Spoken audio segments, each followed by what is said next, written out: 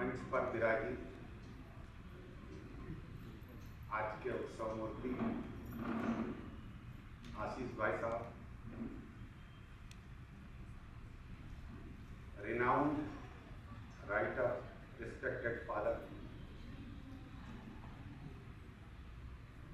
कवि कुलगुरु श्रेष्ठ,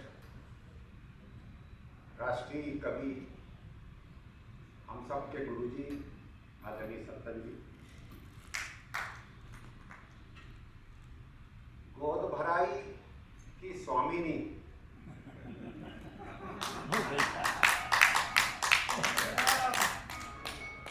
लेखिका ज्योति जी, भाई रामनारायण जी, जिन्होंने इस पुस्तक की भूमिका में निरपेक्ष भाव से अपनी बात कही, और कुशल संचालिका प्रीति दुबे।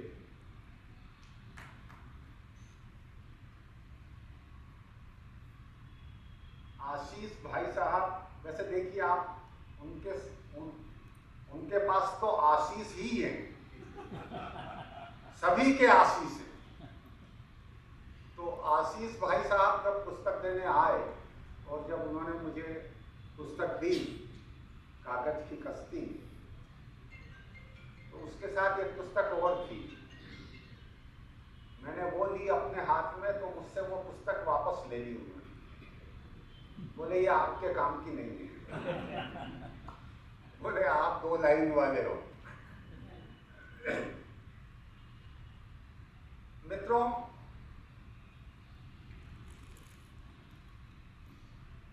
मैं बात अपनी यहाँ प्रारंभ करूं यहाँ से कि भाई साहब ने इनकी इस कृति में सबसे पहले गुरुजी को प्रस्थापित किया।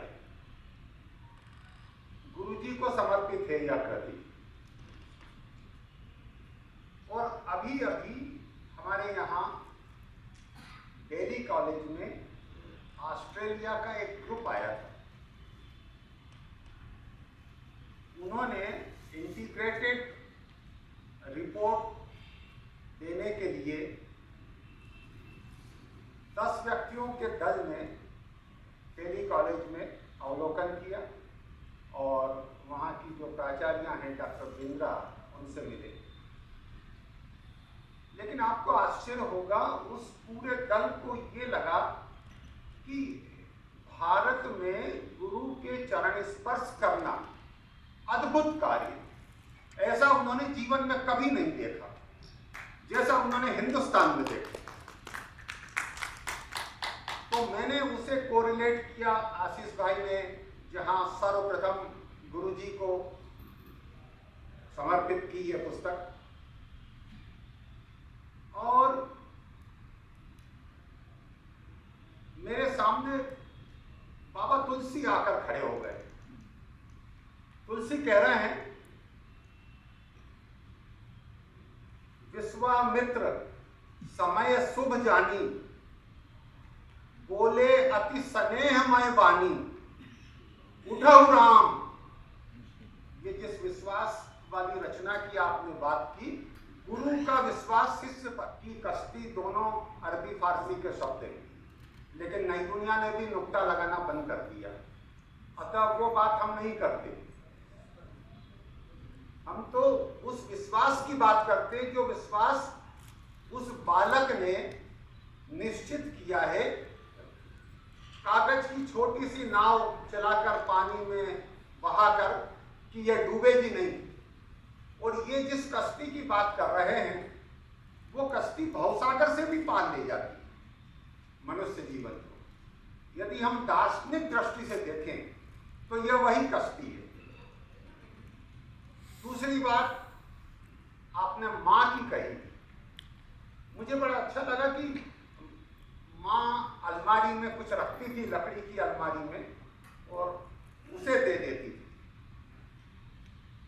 मुझे याद आ रही है 2-4 पंक्तियां कि आंगन लीपा जीजी तुमने, रिश्तों की तुरपाई की है, कठिन दौर में सिरहाने से, कठिन दौर में सिरहाने से बिन मांगे भरपाई की है। और गंध तुम्हारी यादों की सांसों में है, देख रही है गंगा झारी। गंध तुम्हारी यादों की सांसों में है, देख रही है गंगा झारी। कितनी कितनी की है तुमने सेवादारी। और मां की महिमा तो इतनी है कि मां के संबंध में जितना कहा जाए कम है। अब चूंकि मुझ पे ठप्पा लग गया है दोहे का, तो मां ममता की मूर्ति है, वात्सल्य की खान। और मां के आंचल में छुपे गीता वेद पुराण। एक पहलू में रख दिया जग का सारा ज्ञान। मां रखी दूजी तरफ निकली वही महान।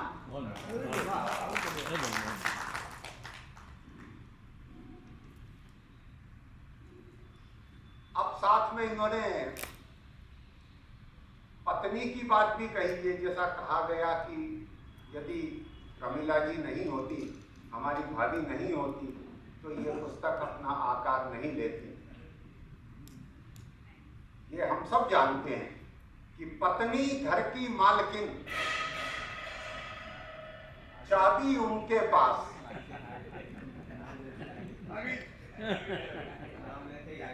पत्नी घर की मालकिन, चाबी उनके पास। देखिए अब आप तृतीय और चतुर्थ चरण में दोहापन बोलता है, दोहा बोलता है। पत्नी घर की मालकिन, चाबी उनके पास, और ताले में सब बंद है, सुख दुख हास विनाश। पत्नी घर की मालकिन, चाबी उनके पास, और ताले में सब बंद है, सुख दुख हास विनाश। और उनने की हर तालिका। आशीष भाई, ऐसा भी कई बार हुआ है इनके साथ।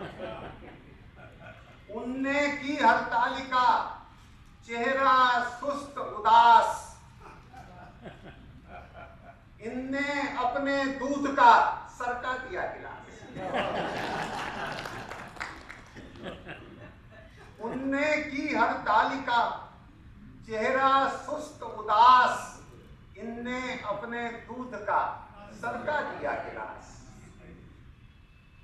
और मैं तो, जैसे हम साहित्य में महादेवी वर्मा को पीर की कवियत्री मानते हैं, पंत को प्रकृति के कवि मानते हैं, मैं तो सरल जी को संवेदना का कवि मानता हूँ। आप व्याकरण को हटा दीजिए, छंद को हटा दीजिए, संवेदना के कवि हैं। क्योंकि जितनी रचनाएं हैं उनमें भावनाएं अधिक हैं, संवेदनाएं अधिक हैं। ऐसी ही एक रचना है फटा कुर्ता है, तो फटा कुर्ता। अब आप देखिए कि टूटी चप्पल पांव में, फटी हुई बनियान, बेटों के बाप का त्याग राग बलिदान। टूटी चप्पल पांव में, फटी हुई बनियान, बेटों के हित बाप का त्याग राग बलिदान। और गैस, किराना, सब्जियां, घर के खर्च तमाम, पिता सोचते ही रहे, खस खस ओ बादाम, खस खस ओ बादाम। लेकिन मित्रों, मैं इसके साथ एक समाधान भी देना चाहता हूं। संवेदना तो है, क्योंकि अभी हम देख रहे हैं कि हमारे सामने की पीढ़ी जो है, हमारे बच्चे जो हैं, यहाँ से कामकाज की दृष्टि से कहिएगा बाहर जा रहे हैं, तो समाधान ये है कि पैतृक पूंजी है पिता। मैं नई पीढ़ी को कहना चाहता हूं आज इस मंच के माध्यम से कि पैतृक पूंजी है पिता,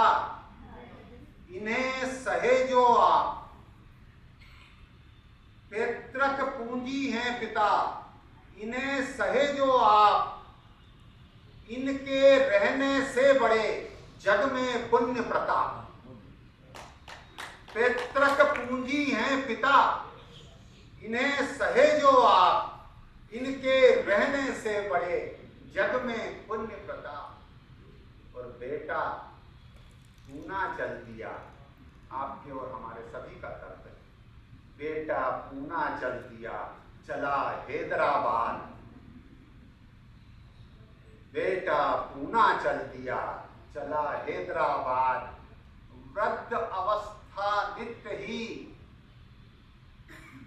वृद्ध अवस्था याद में कुल दीपक को आज। वृद्ध अवस्था याद में कुल दीपक को आज। तो ऐसे अवसर न आए, लेकिन ऐसे अवसर इसलिए आ रहे हैं कि हम सुख की तलाश कहीं और कर रहे हैं। इनकी रचनाओं में मैंने एक रचना सुख से संबंधित भी देखी। अभी हमारे इसी शहर में कुछ दिनों पूर्व रागिनी रागेश्वरी लुम्बा एक स्पीकर आई थी, मोटिवेशनल स्पीकर। हमें मोटिवेशन के लिए सेशन क्यों करना पड़ा? इसलिए कि हमने हमारे सुख का केंद्र कहीं और मान लिया है। आप ये मत समझिए कि बड़े बड़े ऑफिसेस में बैठना उससे आपको सुख मिलेगा। सुख परिवार के साथ भोजन करने में है, स्वास्थ्य में है और अपनी नौकरी में है।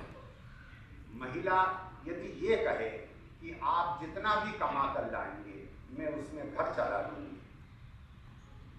और पति यदि ये सोचे कि आप दुनिया की सबसे श्रेष्ठ महिला, तो वही सुख है। इस सुख की तलाश में विज्ञापनों के माध्यम से छद्म सुख परोसा जा रहा है। इस सुख के लिए हम विज्ञापन पे आधारित होकर छद्म सुख की ओर भाग रहे हैं। वो सुख हमें सुख नहीं देता, क्योंकि शांति श्मशान में होती है। हमें शांति वो नहीं चाहिए, हमें शांति वो चाहिए जहाँ नायिका पानी भरती हो, जहाँ पुष्प खिलते हो, जहाँ गाय रंभाती हो, जहाँ बेटे किलकारी भरते हो। सच्चा सुख जीवन का वही सुख। मित्रों, मुझे फिर बाबा तुलसी याद आ रहे हैं। तुलसी की बात से मैं अपनी बात का समापन करूंगा। आप देखिए कि राम और सीता, मैं नई पीढ़ी के लिए ये कहना चाहता हूँ, हमारे बच्चों के लिए, कि जो प्री वेडिंग पिक सेशन जो चल रहे हैं, राम और सीता दोनों महल में बैठे हुए हैं। तुलसी ने कवितावली में पहले शब्द का यह 7वां छंद है, मत गयंत छंद है। आशीष जी ने कहा था कि आप छंद के बारे में कुछ बताएं, लेकिन वो सेशन हम अलग रखेंगे छंद का। में थंब रूल, जिसे मुख्य सिद्धांत जो है छंद का ये है कि त्रिकल के बाद त्रिकल आना चाहिए या त्रिकल के बाद त्रिकल आना चाहिए। आप यह सिद्धांत भी इसमें पाएंगे। बाबा तुलसी कहते हैं कवितावली में कि राम का रूप निहारती जानकी। देखिए आप क्या दर्शन है। और जिस एक कविता में आपने राम के आदर्श के पालन करने की बात कही है, पहली पंक्ति आपकी रचना की वो है। तुलसी कहते हैं कि राम को रूप निहारती जानकी, कंगन के नग की परछाई। राम को नहीं देख रही है वो, उनके कंगन में जो नगीना जड़ित है उसके अंदर राम का प्रतिबिंब देख रही है। अब आप देखिए दूसरी पंक्ति क्या है। राम को रूप निहारती जानकी, कंगन के नग की परछाई। याते इसलिए याते सबे सुधि भूल गई। याते सबे सुधि भूल गई, कर टेक रही, हाथ को हिला नहीं रही है, विचित्र भी नहीं, विचलित भी नहीं हो रही है, क्योंकि राम को देखना है। याते सबे सुधि भूल गई, कर टेक रही, पल टारत नाही। एक क्षण भी वो विचलित होना नहीं चाहती, वो राम को उस रूप में देख रही है। मैं कहना चाहूंगा कि हमारे बच्चों को कवितावली को पढ़ना चाहिए। मुझे आशीष जी के लिए एक बात बहुत याद आ रही है। किसी हमारे कालजयी दोहाकार की बात कही थी, मुझे दोहा याद आ रहा, बिहारी अद्भुत दोहाकार। बिहारी जैसा श्रृंगार शायद हमारे यहाँ तो मुगल काल में किसी और ने नहीं लिखा। बिहारी कहते हैं, थोड़ा सा गंभीर है, देखिए। बिहारी कहते हैं कि तंत्री नाद कपित रस, सरस राग रति रंग। तंत्री नाद वाद्य, तंत्री नाद कवित रस, साहित्य कविता का रस, तंत्री नाद कवित रस, सरस राग रति रंग। ये जो तीनों चीजें हैं संसार में, अनबूढ़े बूढ़े तरें, जो नीचे नहीं बूढ़े हैं वो यदि डुबकी लगाएंगे तो तर जाएंगे। अनबूढ़े बूढ़े तरे, जे बूढ़े सब अंग। यदि कोई व्यक्ति इन तीन विषयों में अपने आप को अवगाहित कर ले तो समझ लीजिए उसका भाव तर गया। मित्रों, बहुत बहुत धन्यवाद। हमारे सारे साहित्यकार मित्र यहाँ हैं, भाई कौतुक जी, प्रदीप जी, हरिराम वाजपेयी जी, सांगी जी, नागर जी, और मेरे विशेष आग्रह पर हमारे ex deputy RM Loken Kothari ji भी पधारे। आप सब ने सुना। आप सबके प्रति बहुत बहुत आभार, साधुवाद।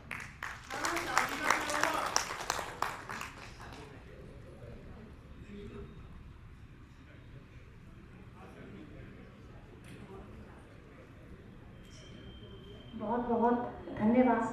और जहाँ बात करने की हो रही है साहित्य से, और वास्तव में महाकवि तुलसीदास का रामचरितमानस जब हम उसका पठन करते हैं तो निश्चित ही जीवन तर जाता है। और जिनके मन मानस में सदैव महाकवि तुलसीदास विराजमान हैं, ऐसे ही शब्दों के जादूगर, जिनकी उपमाओं का कोई सानी नहीं है, जो प्रत्युन्नति हैं, जिनके शब्दवान मीठे भी हैं, तीखे भी हैं, खरी खरी और स्नेह भी, थपकी भी जिनकी वाणी में है, सरस्वती जिनकी जीवा पर विराजती है, वीणा से उनकी ओज और माधुर्य को संवारती है। आइए ऐसे ही शब्द ब्रह्म में खो जाते हैं, उस शब्द नाद में खो जाते हैं। बहुत सम्मान के साथ आमंत्रित करती हूँ राष्ट्रीय कवि आदरणीय सत्यनारायण जी। सत्यनारायण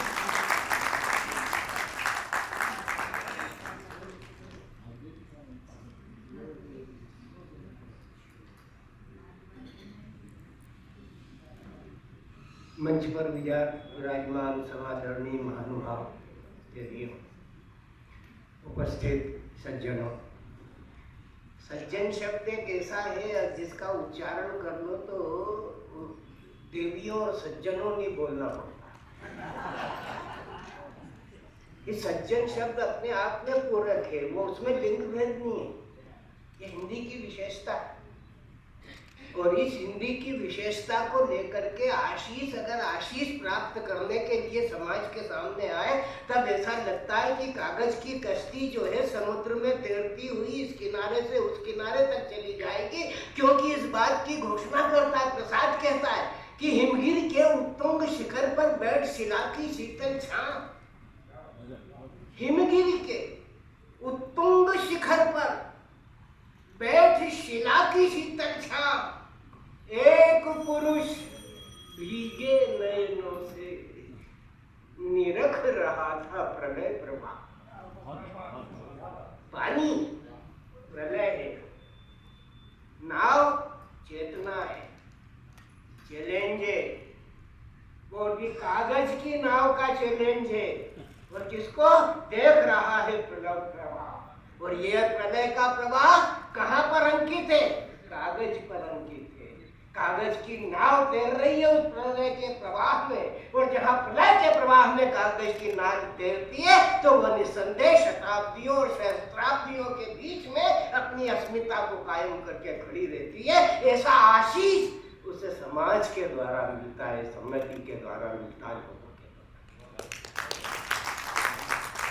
कागज की नाव, और कागज की नाव पर सफर करने के लिए कौन चला? पहला पुरुष मनु।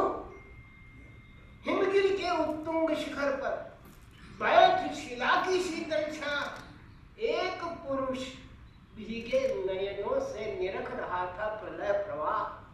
ऊपर हिम था, नीचे जल था। ऊपर हिम था, नीचे जल था। एक तरल था, एक सघन, पर एक तत्व की ही प्रधानता। कहो उसे जड़ या चेतन, कहो उसे जड़ या चेतन। ये पानी, और इस पानी पर जो जड़ भी है, चेतन भी है, स्वरूपांतर से भी है, रूपांतर से भी है, और नारायण के निवास का स्थल है जल। और जहाँ पर नारायण लक्ष्मी सहित निवास करते हैं, निसंदेह माता सरस्वती का आशीर्वाद उन्हें प्राप्त ही होता है। यह क्योंकि आशीष नाम है, और आशीष जब अपनी यात्रा करने के निकलता है तो पानी कागज की नाव को लेकर के निकलता है। पर कागज की नाव को लेकर के निकलने वाला एक आशीष ही नहीं है। जिसके आपने अभी उदाहरण दिए वो गोसाई तुलसीदास भी कागज की नाव पर यात्रा करने वाला पुरुष पुरुषोत्तम है। उसने कहा था कि कभी तो विवेक एक नहीं मोरे, कभी तो विवेक एक नहीं मोरे, सत्य कहा हूँ लिखी कागज कोरे। आशीष ने उसी कोरे कागज पर लिख करके उस सच्चाई की अभिव्यक्ति को, संसार के दशवर तत्व को जो संजीवित किया है। क्षणभंगुर जीवन की कलिका, कल रात को जाने खिली न खिली, मलिया न की समीर फिर चाहे मिली न मिली, कलिकाल कुठार लिए फिरता, तन नम्र से चोट झिली न झली, तो कर ले हरि नाम हरि रसना, जाने अंत समय में हिली न हिली। कवि आशीष के मंत्र में बैठा हुआ कवि है। वो आशीष जो कभी रोटरी क्लब में काम करता है,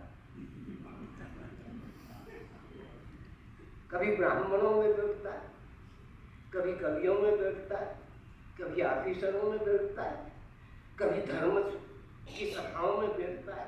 लेकिन इन सारी की सारी सभाओं को एक सूत्र में गठित कर देने का काम अगर कोई करता है तो कागज करता है।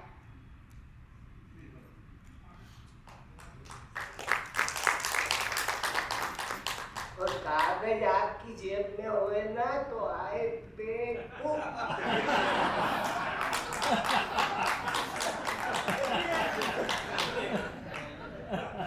नहीं कर पाओ। और कागज की दुनिया चल रही है तो नाव क्यों नहीं चलेगी?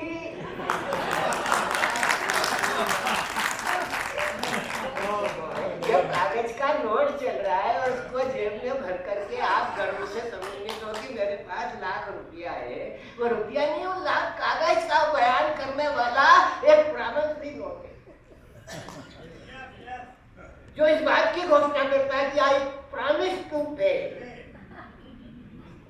अपने कागज की नाव पर बैठा हुआ आशीष इस बात की प्रेरणा देता है कि आई प्रॉमिस टू पे। जिंदगी की गति दूंगा मैं आपको, सदमति दूंगा आपको, प्रेम, त्याग, साहस, बलिदान, करुणा, उदारता, समता, समत्वता, ये सारे गुण मैं तुम्हें सौंपने के लिए आया हूँ। लेकिन कागज की नाव पर बैठ करके आया हूँ। ये कागज की नाव जो है तरन तारण करती है। मैं 2 जन्म पत्री कागज की मिली,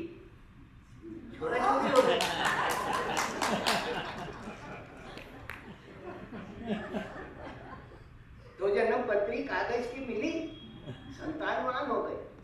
किसने मिलाया?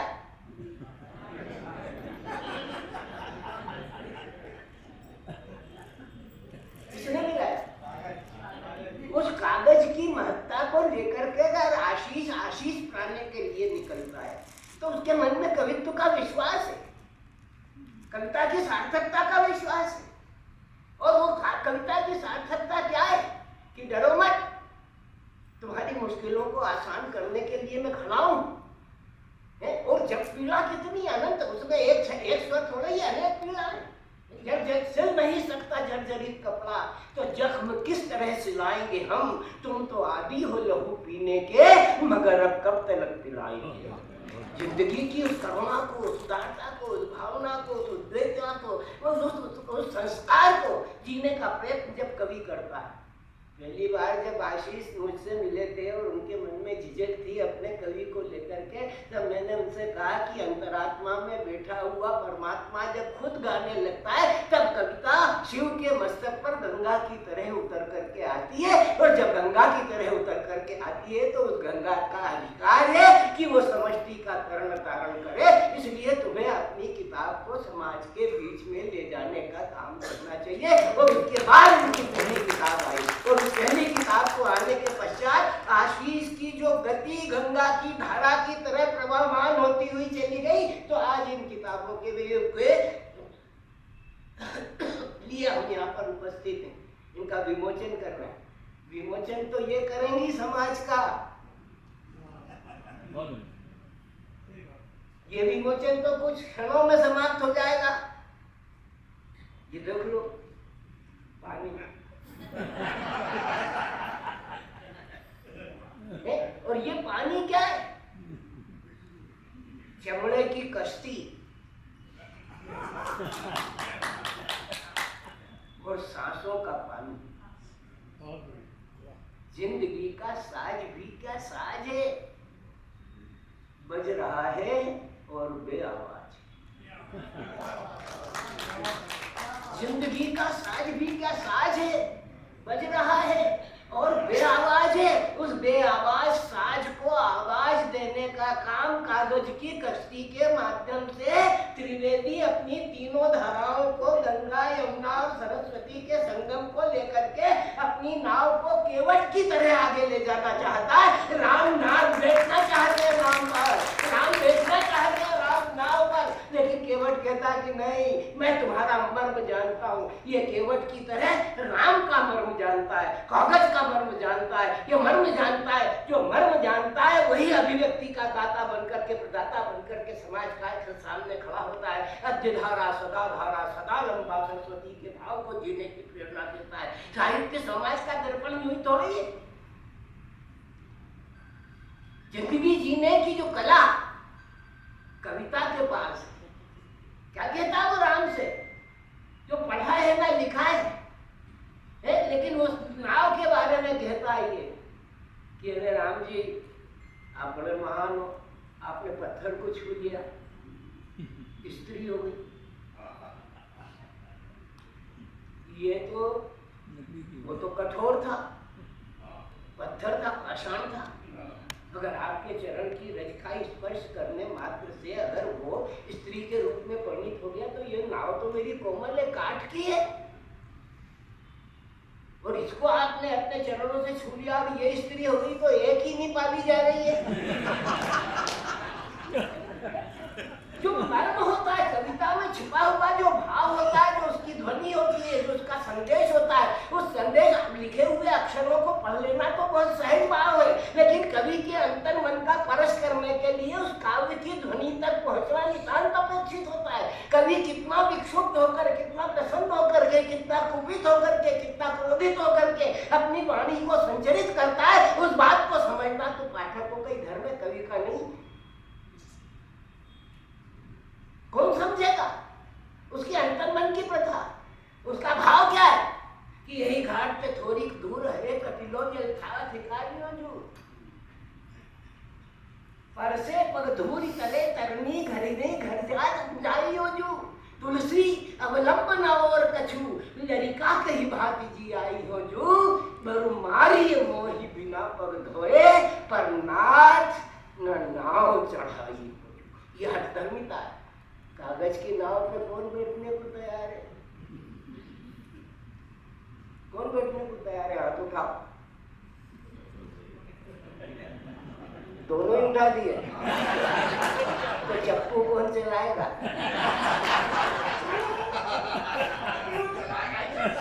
चप्पू कौन चलाएगा? चलाएंगे। चप्पू चलाने के लिए कोई पप्पू नहीं आएगा, अपने आप को ही चप्पू चलाना पड़ेगा। चलेगा तो पप्पू आगे नहीं बढ़ेगा। का चप्पू जब तक चलेगा जब तक ही गाँव आगे बढ़ना है। इसलिए वो कहता है कि पग बिन पग धोए नाथ नाव ना चलाई हो। क्या भगवान से बात करता। आपने कवितावली की बात करी, कवितावली में तुलसीदास ने केवट के प्रसंग में यही बात कही। क्या है कि मैं तो बहुत गरीब आदमी हूँ राम जी, आप आ गए हो, पार जाना चाहते हो, लेकिन मैं आपको पार नहीं उतार सकता, क्योंकि आप तो राजा धीराज हो, महाराज हो, और आपके चरणों की धूल में इतना प्रताप है। तो इस प्रताप को लेकर के आप मेरी नाव को छुओगे तो ये तर जाएगी। पात भरी शहरी, मेरी इकोनॉमी कंडीशन जो है वो ठीक नहीं है। छोटे छोटे बच्चे और ये एक लुगाई और तैयार हो गई तो मैं तो मारे ही जाऊंगा।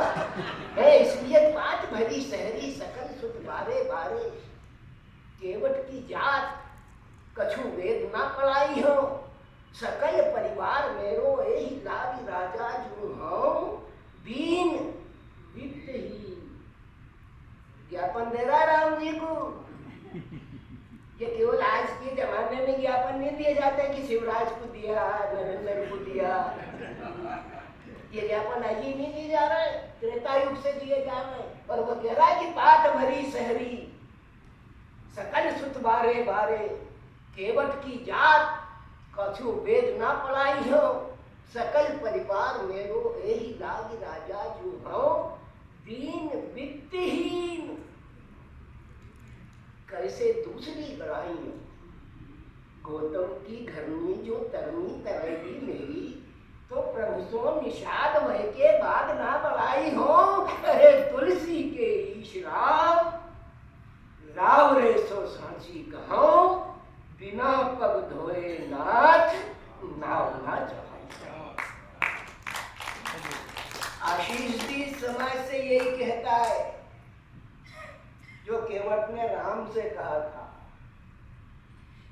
कि बिना पग धोए नाथ नाव ना चढ़ाई। इस कागज की शक्ति नाव पर जो सवार होगा वो सशरीर सवार नहीं होगा, वो शरीर से सवार नहीं होगा, वो मन से सवार होगा, विचार से सवार होगा, संस्कार से सवार होगा, उसकी संस्कृति उसके अभ्यास के माध्यम से सवार होगा। इस पर सवार होने के लिए तेरे देह की जरूरत नहीं, तेरी अंतरात्मा की आवश्यकता है, तेरे बौद्धिक विलास की आवश्यकता है, तेरे उस साहित्य की आवश्यकता है। तब जाकर के आशीष की कविता को समझने का तेवर आपके पास आ सकता है और आप समझ सकते हैं कि ये कागज की कश्ती है क्या, बहुत बड़ी हस्ती है। बच्चे तैराते, नाव चली जाती, पार लग जाती। क्यों? जब काव्य अपनी मस्ती में आता है, जब कवि अपनी मस्ती में आता है, तो वो केवल कागज की कश्ती तैयार नहीं करता, वो चंद्रमा को एक थाली बना देता है। चंदा की पूनम की रजनी मतवाली, फिर धुंधली चंदा की थाली, तुम मधुपूरित मुस्कान लिए, मैं आया हूं प्रतिदान लिए, चंदा थाली धो शुचि जल से। प्रेम कर रहा है, मोहब्बत कर रहा है, मोहब्बत करने वाला वो क्या कहता है ना, गालिब कि मोहब्बत का मजा मिलता है जब दिल से मिलता है, मगर मुश्किल तो ये है दिल बड़ी मुश्किल से। मोहब्बत से खड़ा होकर के आदमी जब अपनी बात कहता है, जब तरंगायित होता है, जब नाव पर बैठ करके यात्रा करता है और काजगाज की नाव पर बैठ करके यात्रा करता है, तो निस्संदेह वो कालिदास के साथ होता है, वो विश्वामित्र के साथ होता है, वो उस महापुरुष के साथ होता है जिसने अपने रामचरित को उठा करके समाज के सामने पहले काव्य के रूप में रख दिया। वो भी कागज की नाव पर ही सवार था वाल्मीकि। उसके यशस्विता का सारा भाव महात्मा ईशा ने कहा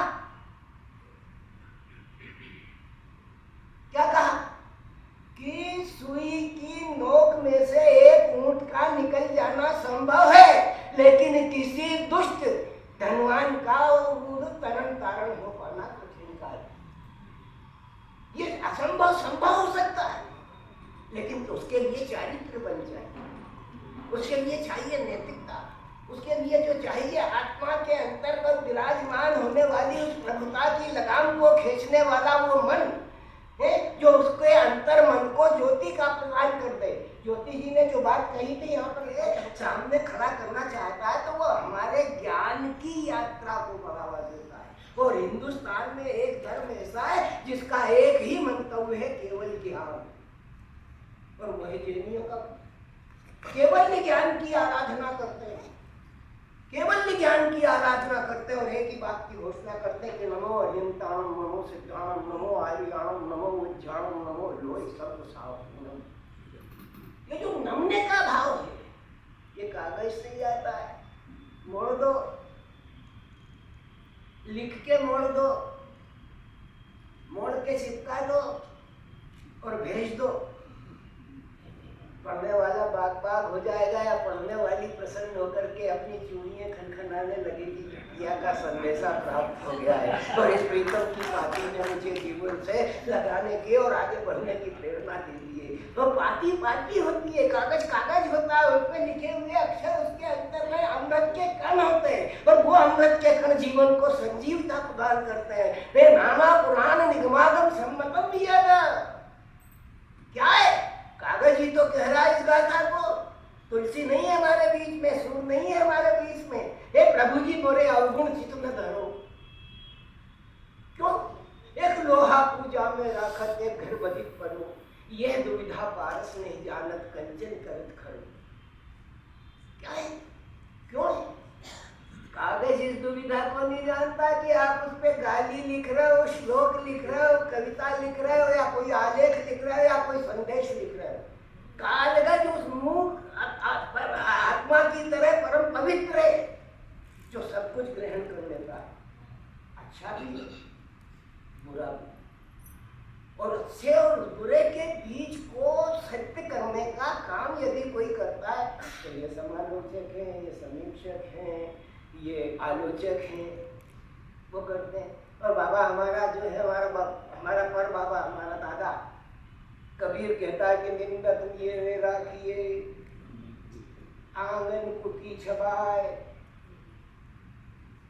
कागज पे लिख करके कहता है कि निंदक नहीं रह राखिए। जो तुम्हारी आलोचना करता है ना, वो तुम्हें जिंदा रखता है। प्रशंसा करने वाले चाटुकार मुसाहिब तो बहुत ज्यादा मिल जाएंगे, लेकिन एक आलोचक अगर तुम्हारी जिंदगी में आ गया तो वो निस्संदेह तुम्हें सुधार देगा, तुम्हें चप्पू चला करके अपनी कागज की नाव को इस दरिया के उस पार ले जाने की शक्ति और सामर्थ्य प्रदान करेगा। इसलिए निंदक नियरे राखिए आंगन कुटी छुड़ाए, बिन साबन पानी बिना निर्बल कर सुना। अब ये तो त्रिवेदी है,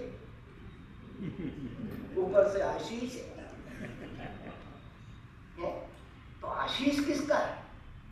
मां सरस्वती का। जो रस से युक्त माता भगवती सरस्वती है, शारदाए वाणी है, उसका आशीर्वाद है।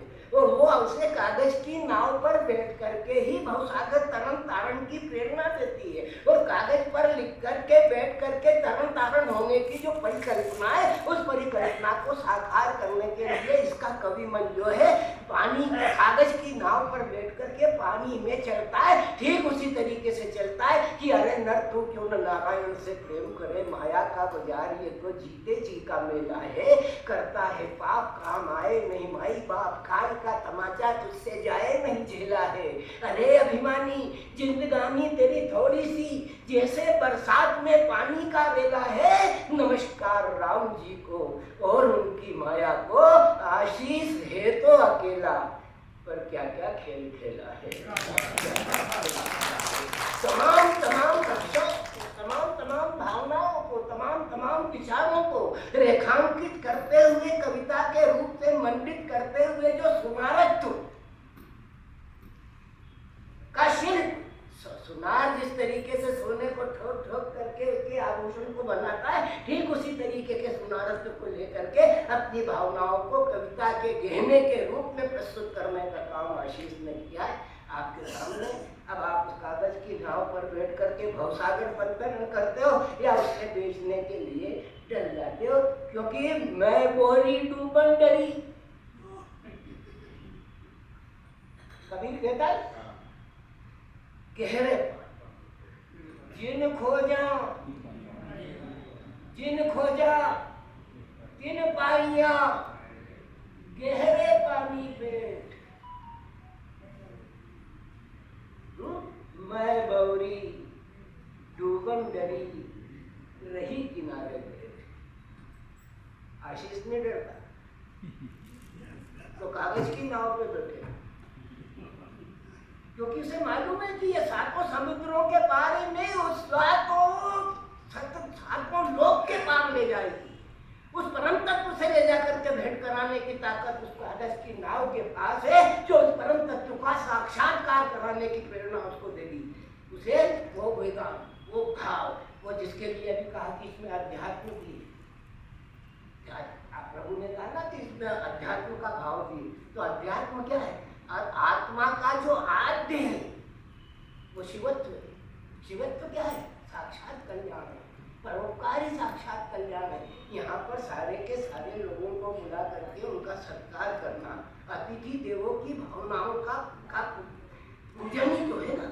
अतिथि देव भावना को यहाँ पर स्पष्ट रूप से परिलक्षित कराने का ही भाव तो है ना। उस भाव को कागज के माध्यम से हमें मिला, संस्कार के माध्यम से मिला है, हमें समाज में रहने के माध्यम से मिला। तो कागज का महत्व जो जिन्होंने स्वीकार किया और जिन्होंने कागज की नाव पर बैठ करके संसार की यात्रा को करना स्वीकार किया, उन लोगों के पास में ज्ञान की प्रचुरता का भंडार हुआ।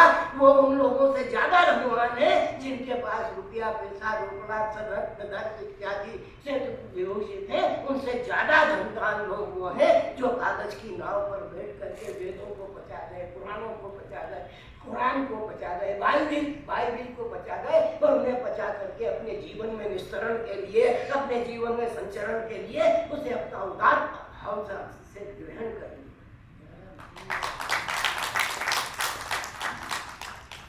अरे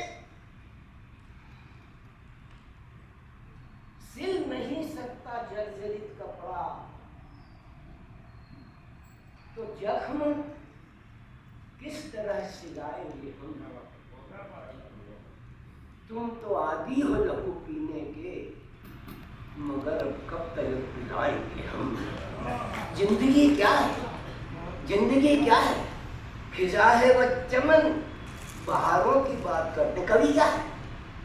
चाहे देश में अकाल पड़ा हो पर वो प्यार का गीत गाले कि तुम मिल जाओ तो मैं स्वर्ग त्याग सकता हूँ। देश में अकाल पड़ रहा है, कभी गा रहा है कि तुम मिल जाओ तो मैं स्वर्ग त्याग सकता हूँ, तुम मिल जाओ तो मिल जाए सभी बहारें। वैभव की हर चमक दमक तुम पर न्योछावर, केवल मुझे बसा लो अपने नयन दुआरे। तुम में ही रमता मन मेरा, जो तुम हो वो ही तो मैं हूँ। वो अपनी माशूक से नहीं कह रहा है,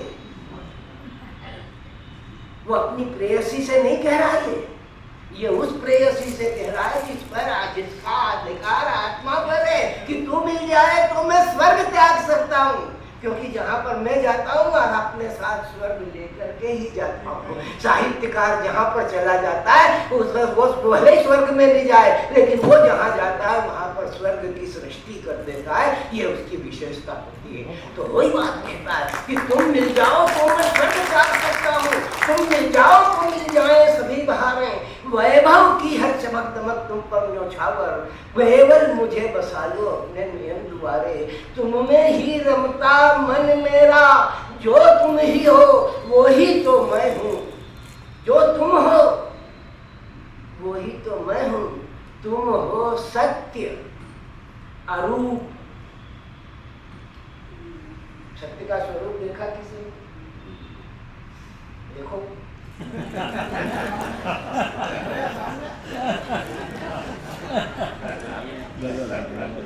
तुम हो सत्य अरूप, अगर तो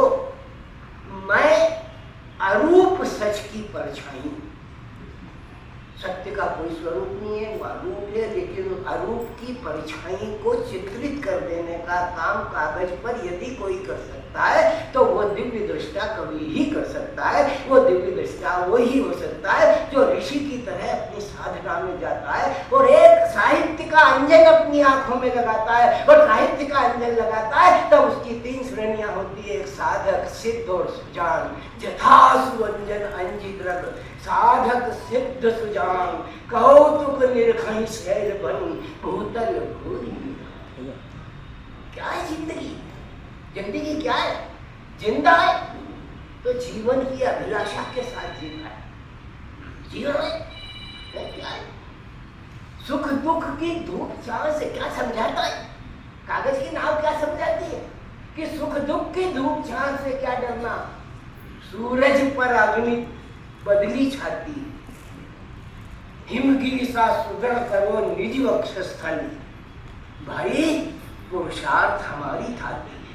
कागज की नाव पर सवार होने के लिए जिस पुरुषार्थ की आवश्यकता होती है, जिस पौरुष की आवश्यकता होती है, उस पौरुष के पास एक परुष होता है। वो परुष परशुराम का होता है। वो जो परशुराम के खानदान में पैदा होता है, जो ब्राह्मणत्व को लेकर के जाता है, वही सत्यम ब्रूयात् प्रियम ब्रूयात् की परिभाषा को परिलक्षित करता है। तो जब सत्यम ब्रूयात् प्रियम ब्रूयात् की परिभाषा को निरूपित करता है तो न संदेह वो साहित्य के सन्निकट होता है और जब वो साहित्य के सन्निकट होता है तो कागज की नाव पर बैठ के अपने जीवन की यात्रा की ओर चला जाता है। चलने वाला चरय वेती मंत्र का उद्घाटन करता है। तब जनता के उठे हुए दोनों हाथ उसे आशीष प्रदान करते हैं।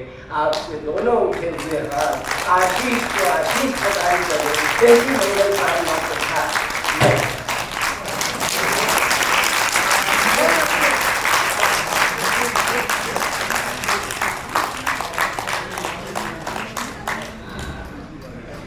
बहुत बहुत धन्यवाद आदरणीय परम श्रद्धेय सत्तन जी। और आपने देखा हम हिमगिरी के उस उत्तम शिखर पर ही थे अभी और उस नौका को प्रवाहमान होते देख रहे थे। इस शब्द नौका को प्रवाहमान होते देख रहे थे और कहीं वो कश्ती जो है, कविताओं की कश्ती, कागज की कश्ती चली जा रही है और युगों युगों तक ऐसा साहित्य हमेशा प्रवाहमान होता रहेगा।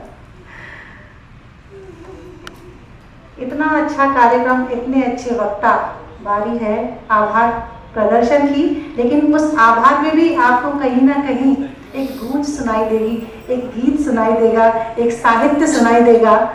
मैं आमंत्रित कर रही हूँ आदरणीय कवि प्रदीप नवीन जी को उन्हीं के अंदाज में कि जिनकी बातों में जिनके सुर में हम सब हो जाते हैं तल्लीन, जिनकी बातों में जिनके सुर में हम सब हो जाते हैं तल्लीन, ऐसे ही अब हमारे बीच आ रहे हैं श्री प्रदीप नवीन।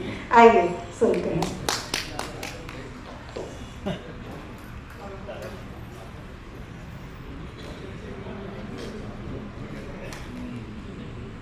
सम्मानीय मंच, उपस्थित सभी विद्वजन, देते हुए शुभकामना बहुत हो रहा हर्ष, देते हुए शुभकामना बहुत हो रहा हर्ष। 2 कृतियों का लोकार्पण, क्या अच्छा निष्कर्ष। कश्ती है कागज की, गहरा है पानी। कश्ती है कागज की, गहरा है पानी। पहुंचेगी किनारे, नहीं होगी हानि। विजडम के है गेम, एक फ्रेम में है सभी, नहीं अलग सी फ्रेम। विजडम के है गेम, एक फ्रेम में है सभी, नहीं अलग सी फ्रेम। आशीष त्रिवेदी है सरल, पी गए अब तक कितना गरल। आशीष त्रिवेदी है सरल, पी गए अब तक कितना गरल। जेकब जी सबके फादर, ओढ़े हिंदी और अंग्रेजी की ज्ञानवान चादर। ओढ़े हिंदी और अंग्रेजी की ज्ञानवान चादर। मेरी बेन ज्योति जेब करती है चर्चा, समय का नहीं करती है ज्यादा खर्चा। आज मंच पे 3 भगवान के नाम मौजूद हैं। देखिए कौन कौन है। 3 हस्ती हैं मंच पर, एक राम, दूजे प्रभु और तीजे हैं सत्य। एक राम, दूजे प्रभु और तीजे हैं सत्य। जिनके आगे शब्द तो करने लगते नृत्य। संचालिका प्रीति दुबे, संचालन में अर्थ। संचालन प्रीति दुबे, संचालन में अर्थ। एक शब्द भी आया नहीं संचालन में व्यर्थ। आप पधारे यहाँ सभी, ये आपका प्यार। आप पधारे ये सभी यहाँ सभी, ये आपका प्यार। आशीष त्रिवेदी परिवार व्यक्त करे आभार और हाल से बाहर निकले तो भोजन है तैयार।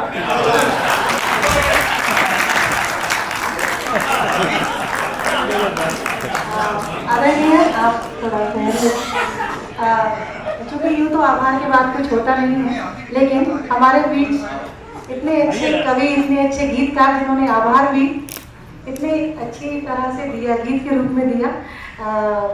आदरणीय प्रवीण त्रिवेदी जी, उनका सम्मान करना चाहते हैं और आदरणीय प्रदीप नवीन जी से निवेदन है मंच पर आए।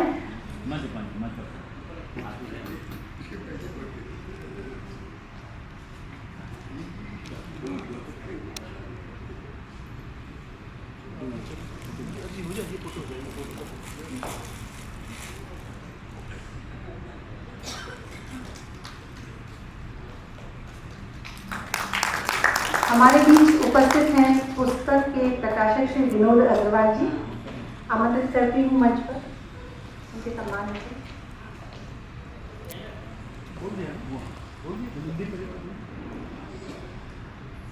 क्षमा चाहती हूँ, थोड़ा सा अतिक्रमण कर रही हूँ क्योंकि प्रमीला भाभी का ऐसा आदेश है।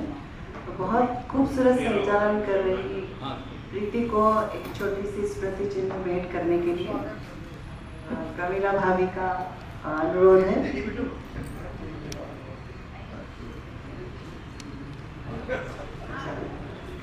पुस्तक के प्रकाशक विनोद जी,